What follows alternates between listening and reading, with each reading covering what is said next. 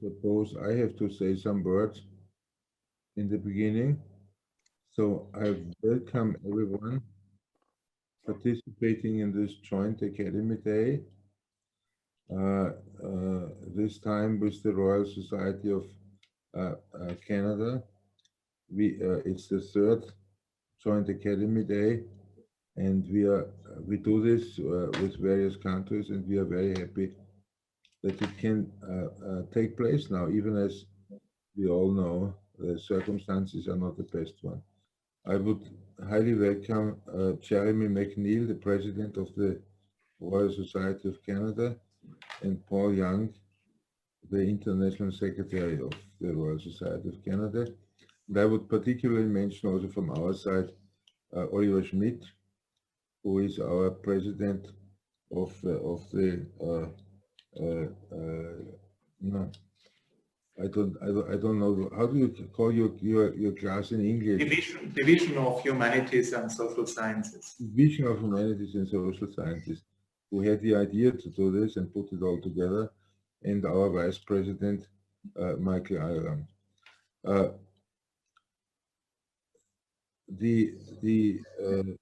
We have panelists from Austria who are members from the members of the Academy or staff of the Academy. I should mention our Academy has various functions. On the one side, we are a learned society covering all fields of science and humanities. Regretfully, we don't have arts as you people have in Canada. And this is one leg, the learned society. The other leg is we have institutes of all fields, from quantum physics all the way to legal issues, to questions of history and so on. And that means we have about 1,800 employees altogether. And the third activity is we run very strong programs to support young people. For example, we run the only program in Austria where people can apply to get support for their PhD thesis work without having to get prior approval by an institution. So they apply, they get the money, and then they can pick out where they work. This runs for a long time, and you can imagine that some of the top people working in Austria today in academic world ran through this program. We started in 2018 with a joint academy day with the Royal Netherlands Academy of Arts and Sciences, because they also run institutes like we do. And last year we met a group of academies, namely those from the Czech Republic, Slovakia, Slovenia, Hungary, and Poland. And the next activity will be with China in the coming year.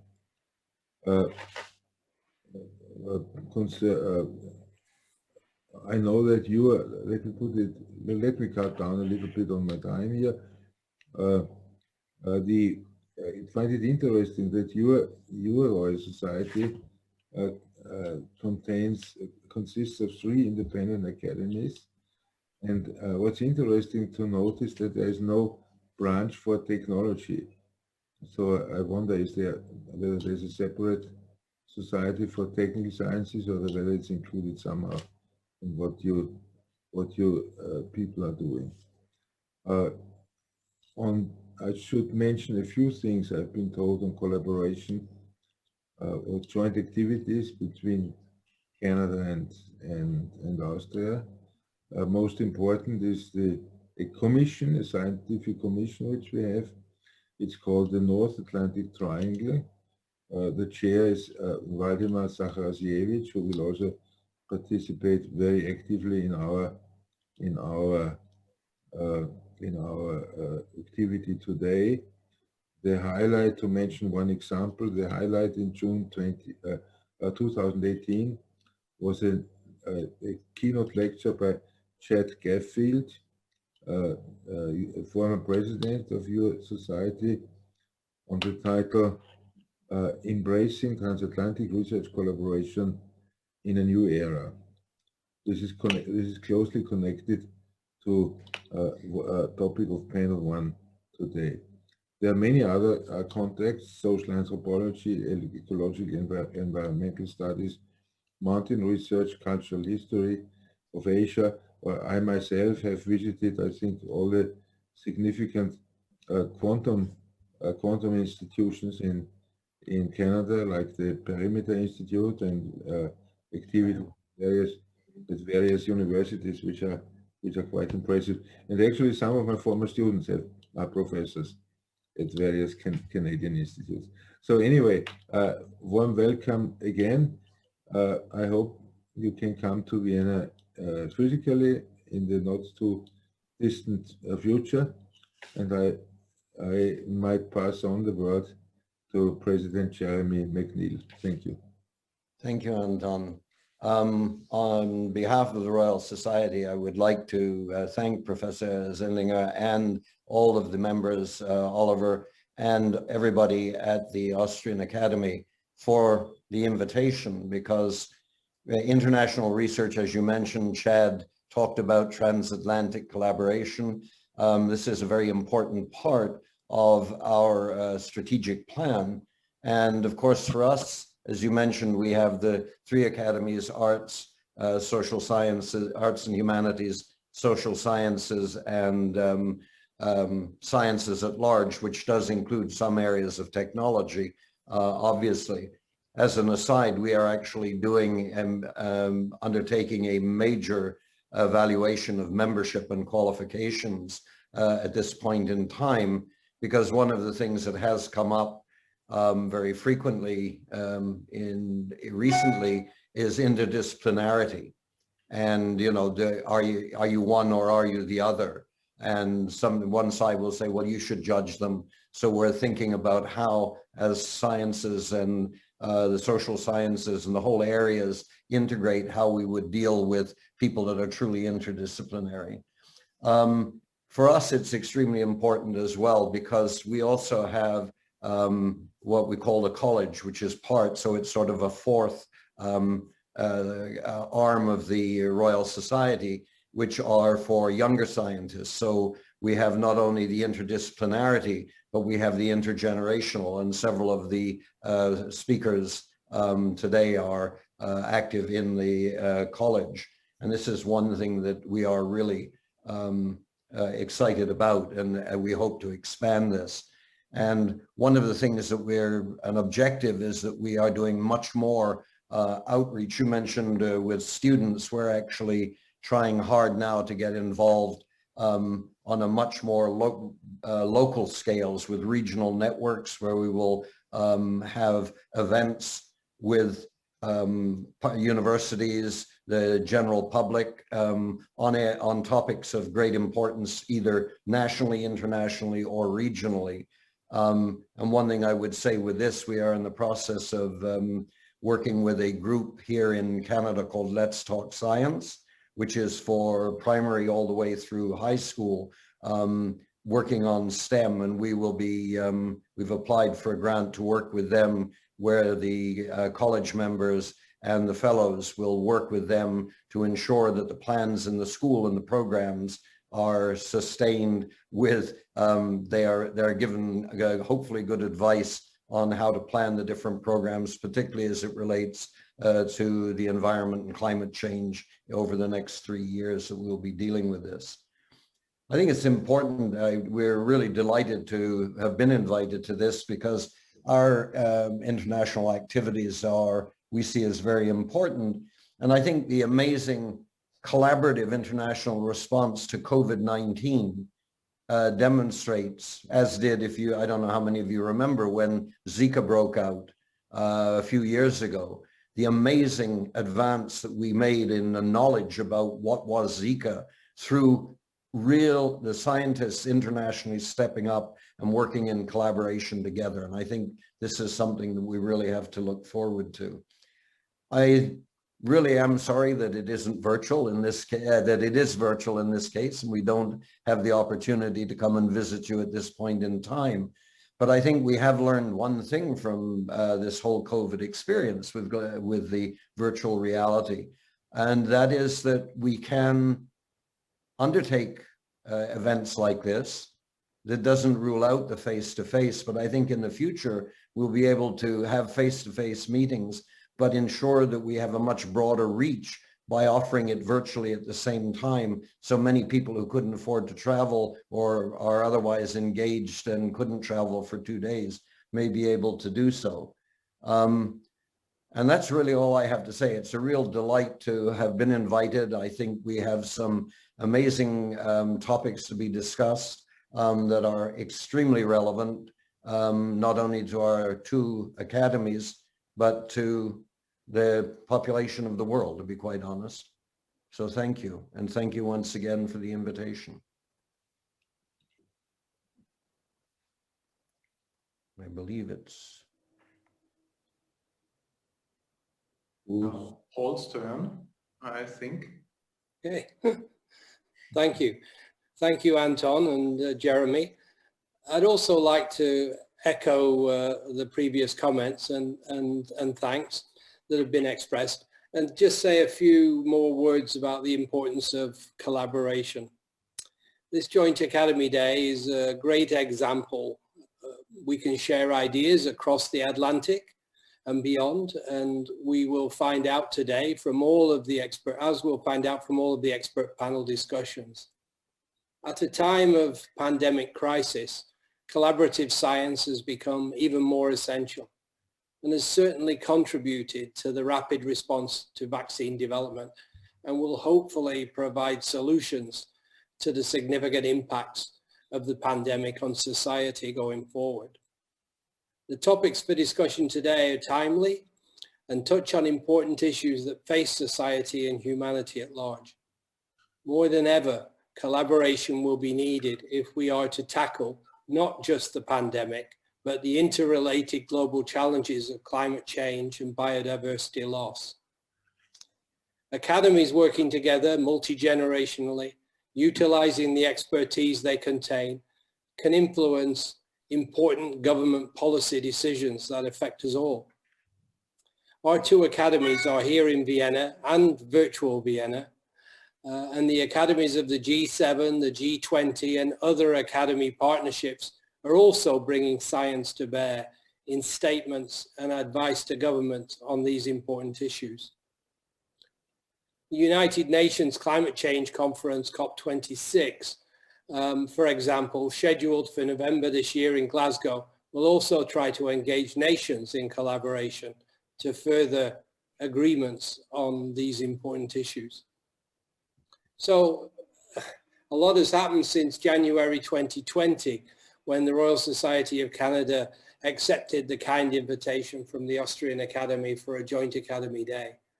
We had planned to have an in-person meeting together in Vienna in October 2020, but due to the pandemic, this was postponed, becoming this virtual meeting today. So thank you for the collegial way Academy members have stepped forward to participate, and the Royal Society of Canada is particularly grateful for the warm interactions we have had organizing this event together. Thank you, Julia and Bernard, and Professor Zelinga and Schmidt, for your collegial collaborative interactions. They have been much appreciated. And I look forward with my colleagues to an engaging and informative Joint Academy Day. And we look forward to joining you in Vienna at some point in the future. Thank you very much. Thank you so much, Paul. Now I have the pleasure to say a couple of words on the idea of the Joint Academy Day, and also on the general procedures of how this afternoon in Vienna and this late morning in Canada will be organized. But also let me start with a couple of words expressing our gratitude to all those people who were involved in the preparation of the Joint Academy Day. This was on the Canadian side, mainly Paul Young and the members that were involved in the preparation and the definition of the topics. So we created a kind of joint committee, 3 members of the Royal Society of Canada, 3 members of the Austrian Society of Sciences, who defined together the topics. And this was a very important part and a very important step also in the entire procedure. And then there was on the Canadian side mainly Paul Young, and on the Austrian side Julia Weilinger, who were then in charge also of the practical issues. And I would like to emphasize here, so here in Vienna, the role that Julia Weilinger played. She did really a marvelous job, and thank you so much to her. What is the goal of the Joint Academy Day? And before trying to explain that, I would like to switch to French. Et permettez-moi également de vous adresser quelques mots au moins en français, car je suppose qu'il y a aussi parmi nous des collègues francophones. C'est un plaisir et un honneur particulier pour l'Académie autrichienne des sciences d'organiser cette journée académique avec la Société royale du Canada.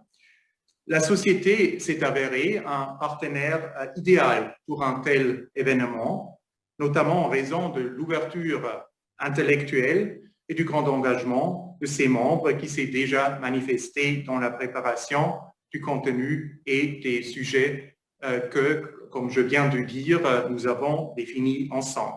Je tiens à remercier en particulier l'ancien président, Chad Garfield, qui a repris avec enthousiasme l'idée d'une journée académique commune, ainsi que son successeur, Jeremy McNeil, qui a également soutenu le projet avec beaucoup de vigueur. And now I would like to switch back to English. So the main goal of the Joint Academy Day, as it was developed, so about 3 years ago, is to create an interface between learned societies. When trying to assess also the international contacts of the members, the single members, of course, usually dispose of an impressive network, which is, however, rather rarely used in the interest and also in the benefit of the institution. So the idea was really to create a kind of institutional interface of the learned societies. As Anton Zeilinger explained, the Austrian Academy consists of 3 pillars, and the Learned Society is one of them. And we were just a bit brainstorming how we could internationalize a bit more the Learned Society as an entire institution. The idea was an interface that consists mainly of discussion rounds, so not a traditional conference we are usually used to, but really it's the idea is to bring people together. Of course, now this is in a virtual space. This was certainly, and several speakers already addressed this issue, not our main goal, but still we are very happy that the Royal Society of Canada not only accepted the invitation, but was also prepared all over the last year also to adapt our project to changing conditions.